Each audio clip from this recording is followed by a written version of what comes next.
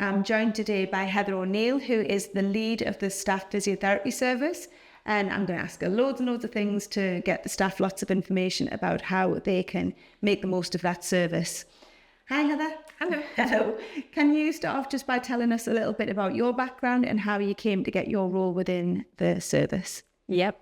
So I joined Northumbria in 2012 and started off in the physiotherapy department, taking referrals from occupational health, but quite quickly realised that often by the time we got to see them, it was a little bit too late, or they were further down the line, maybe weren't coping with the problem, maybe had to take some time off work, and tried to work out a way of seeing them a bit earlier. So we came up with a plan and ran a pilot at one spec where we offered self-referral to staff. Okay. So they could choose whenever they wanted to come in.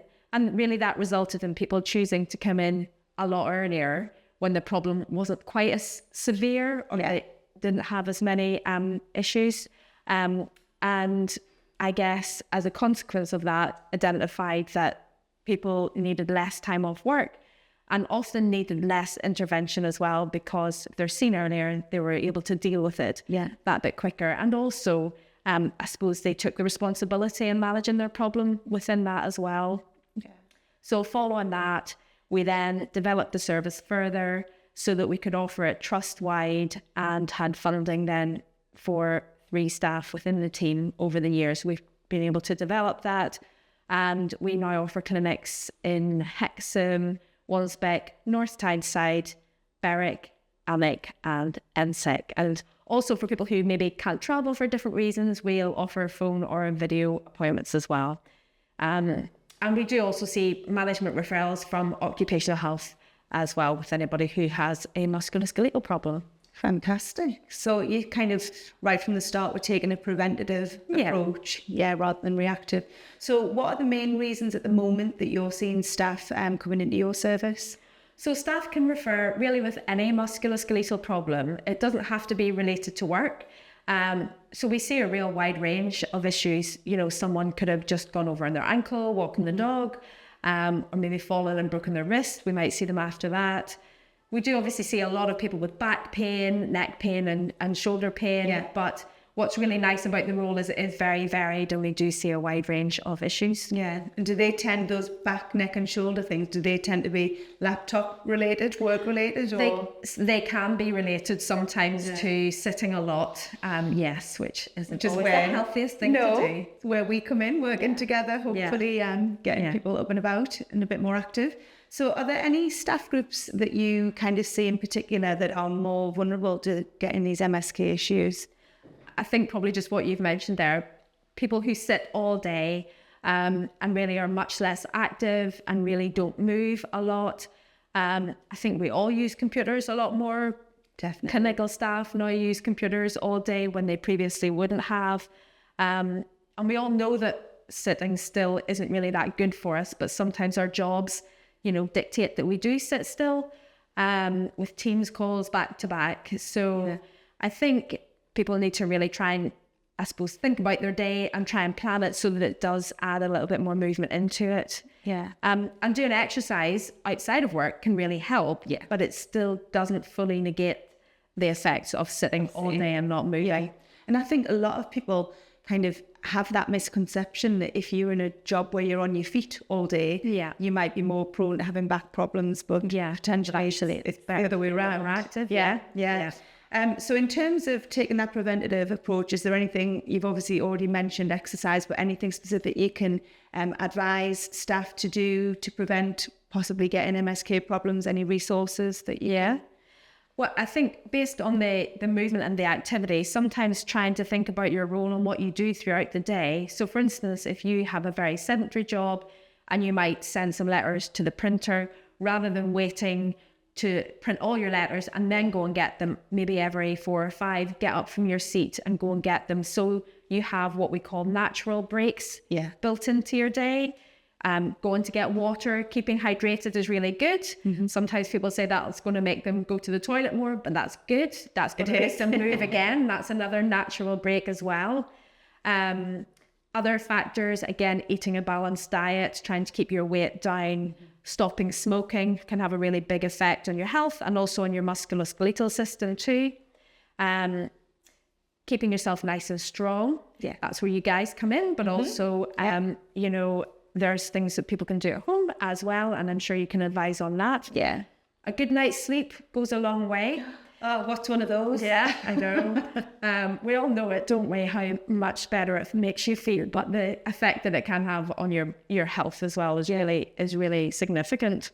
Well, posturally, I think you can actually feel it yourself, can't you? If you've had a better night's sleep, that your posture's better, you're a bit more upright and just a bit less slumped, ready to take on the day. Yeah, definitely. Getting outdoors is really good too for your bone health, for vitamin D.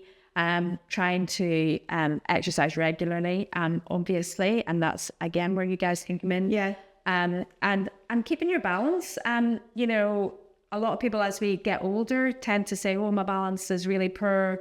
But that's something that you can retrain, and it's really important for your later life to make sure that you do have good balance, because that can help with your avoiding your slips, trips, and falls as well. Yeah. It's always interesting, I think, because we work together on the team away days and engagement days and things, don't we, going in and working with particular teams, and we talk to them about their musculoskeletal health and their wider well-being. And when you do that balance challenge with them, it always surprises people. Yeah, how difficult it is that they can't stand on one leg for as long as they think, or they can't maybe hold their arms out straight for as long as they think. And maybe a bit of a wake-up call for some people. Yeah. So anyone listening, start practicing standing on one leg. Yeah, definitely. While you're brushing your teeth, is that what you normally... That's it. That's a good thing. That's multitasking. Yeah. Heather.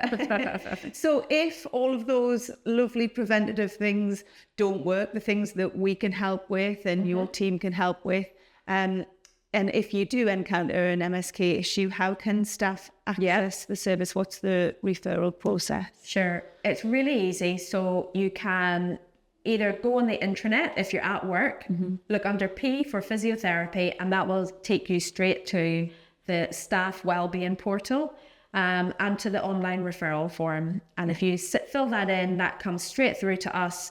We triage it that same day, and then our admin staff should call you back. So for anyone doing that, make sure that you do put the right contact details on there, and maybe how you would like to be contacted as well. Yeah. But then because of that, people can also access it at home. They can access the staff wellbeing portal too, so you don't have to be at work, which is good. So that's another way into it if they go into the health section of the staff wellbeing portal. Okay. And then there's a section for MSK there. Right. And I can absolutely say that referral process is very swift and slick, because I think I told you I put a self-referral in for a sore shoulder.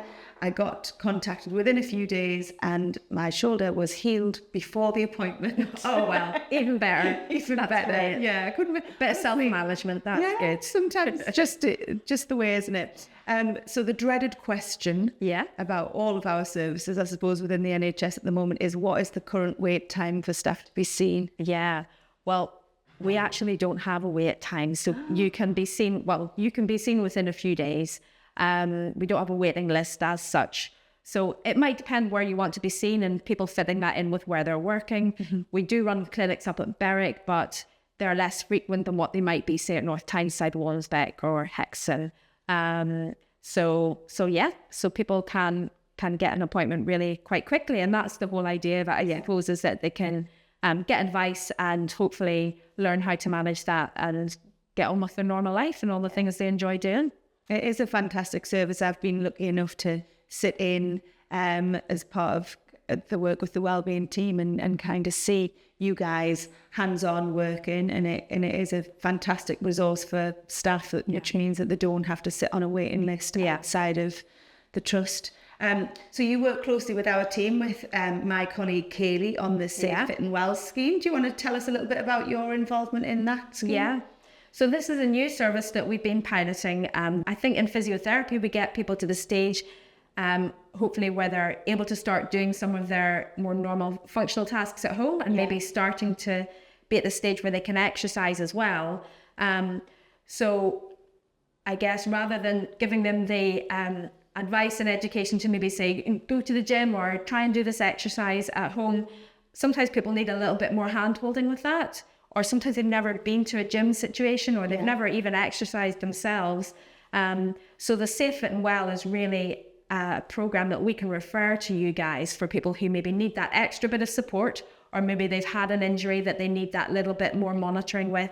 And you can really have a great in-depth discussion with them, trying to find out what their goals are. Because it doesn't have to be about going to the gym either. It might be that they get out and walk their dog a lot more, or they have goals where, you know, they want to be able to learn to swim. We don't swim people yet, do we? I think, I'm not going to teach anyone to swim, unfortunately. You wouldn't want to see my swimming stroke.